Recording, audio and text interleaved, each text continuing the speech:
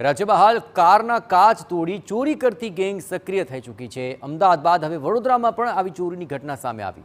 સયાજીગંજમાં ગઠિયાઓએ કારના કાચ તોડી નાખ્યા અને ચોરીને આપ્યો અંજામ।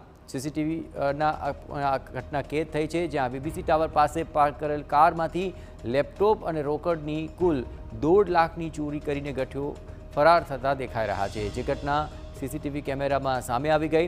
ગઠિયાઓ નાના છરાથી કારનો કાચ તોડી રહ્યા છે અને ત્યારબાદ ચોરીની ઘટનાને અંજામ આપી દે છે। એટલું જ નહીં, અહીં એલઆઈસીના ડીઓની કારમાંથી આ ચોરી કરી ગઠિયાઓએ ઓળખ ન થાય તે માટે જેતલપુર બ્રિજ પાસે શર્ટ પણ બદલ્યા।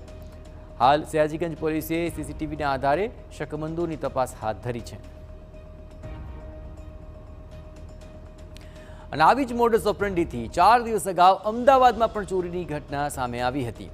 અમદાવાદના મેમનગરમાં તસ્કરોએ એસી બ્રિજ પાસે પાર્ક કરેલી કારને નિશાન બનાવી। સૂર્યા આઇકોનમાં પાર્ક કરેલી કારનો કાચ તોડીને ₹15 લાખની ઉઠાંતરી કરી હતી, જે કારનો માલિક ફર્સ્ટ સ્ટેપ વિઝા કન્સલ્ટન્સીનો કર્મચારી હતો।